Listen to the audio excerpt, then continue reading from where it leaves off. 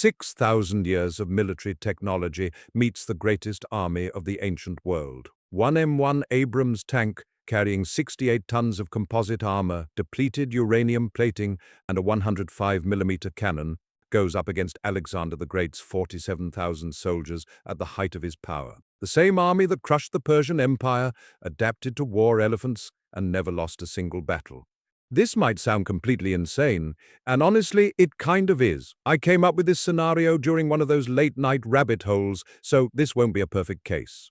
Combat weight sits at 68 metric tons, which works out to 850 times heavier than a fully equipped Macedonian soldier. The Honeywell gas turbine produces 1,500 horsepower and pushes the tank to 45 miles per hour on roads, while Alexander's companion cavalry could only manage 25 to 30 miles per hour in short bursts. Armor is where the comparison becomes absurd. Frontal protection on the original M1 uses Chobham composite armor, providing the equivalent of around 350 millimeters of rolled steel against kinetic penetrators and against shape charges that number climbs to approximately 700 millimeters.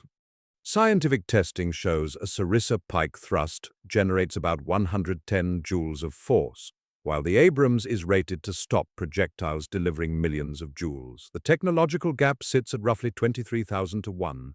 The main gun fires 105mm rounds at 1,569 meters per second, with kills demonstrated at 4,000 meters, and the tank carries 55 rounds total. The M1028 canister round matters most here, spraying approximately 1,100 tungsten balls in a shotgun pattern effective to 700 meters against personnel. Secondary weapons include an M2.50 caliber machine gun with 900 to 1,000 rounds effective to 1,800 meters, plus two M247.62mm machine guns holding 11,000 to 14,000 rounds combined. Thermal imaging detects targets through smoke, dust, and complete darkness at ranges exceeding 3,000 meters.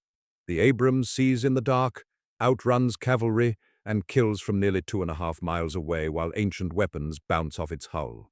Alexander's 47,000 men at Gaugamela weren't a mob holding sharpened sticks. 12,000 Pegetairoi formed the core, armed with Sarissa pikes measuring 4 to 5.5 meters and fighting 16 ranks deep, with the first 5 ranks extending their weapons beyond the front line. Philip II had introduced full-time professional soldiering requiring at least 1 year of constant drill.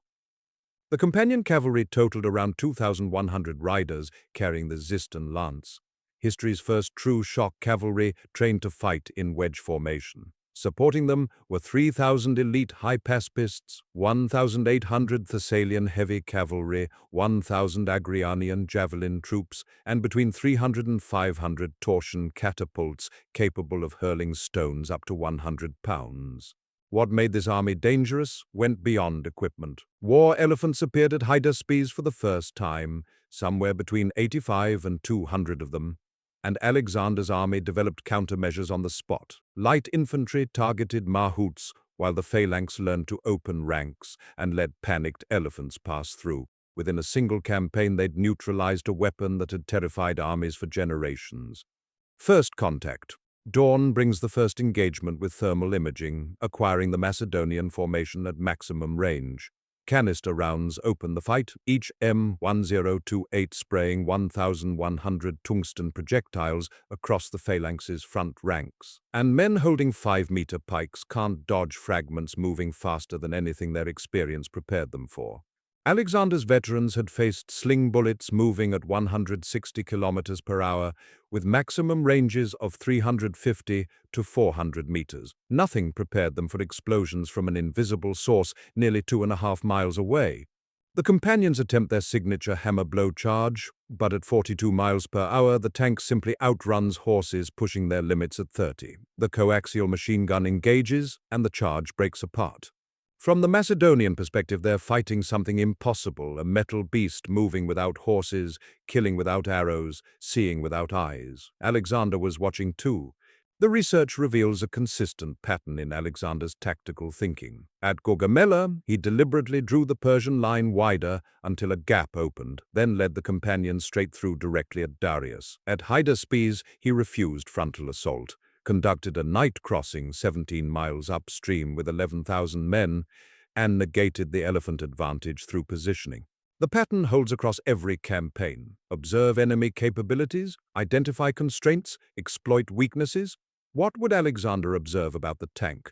Speed is impressive, but the 68 tons limit where it can go. Lethality at range is undeniable, but pauses appear between kills. The beast never forages and never seeks shelter, which means supplies eventually run out. The most critical observation is simple. The tank is alone. Operational range runs 265 miles on 498 to 505 gallons, with consumption at 1.5 to 3 gallons per mile. Starting the turbine costs 10 gallons, and idling burns 10 to 15 gallons every hour. Fuel depots don't exist in 331 BC, and when the tank runs dry, it becomes a 68-ton pillbox. 40 main gun rounds with each canister causing 50 to 100 casualties means the cannon can inflict 2,000 to 4,000 casualties before falling silent. That's significant against 47,000 men, but nowhere near decisive. Crew endurance caps at 48 hours of effective fighting before reaction times slow and judgment degrades. 4 men face an army rotating tens of thousands of fresh soldiers.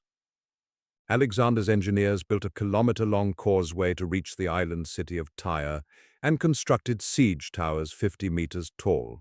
Those same engineers could dig trenches, build obstacles, and channel the tank toward terrain where speed and range count for less. Light forces could shadow the tank while staying beyond range, falling back when it advances, never offering mass targets. A siege in reverse, with the tank besieging an army it can't destroy, while the army besieges a machine that must eventually stop. The verdict. A single open battle goes to the tank without question. Ancient weapons generating 40 to 110 joules cannot penetrate armor rated to stop millions. The 4,000-meter engagement range means soldiers die without seeing what killed them. And thermal sights mean darkness provides no cover. Warfare doesn't happen in single afternoons. The tank carries 40 rounds and 265 miles of range. Alexander commands 47,000 men, engineers who built the ancient world's tallest siege towers, and a command structure that adapted to every threat it encountered. Extending the scenario to days or weeks shifts everything as ammunition depletes, fuel burns, and the crew exhausts. Modern military technology would be incomprehensible to Alexander, and a sergeant from a modern operations staff could exploit these resources more effectively than history's great captains. That's exactly the point. Alexander wouldn't fight the tank on its terms. The outcome depends on whether it can kill enough of them, fast enough before its advantages run out. History suggests Alexander would find a way. He always did.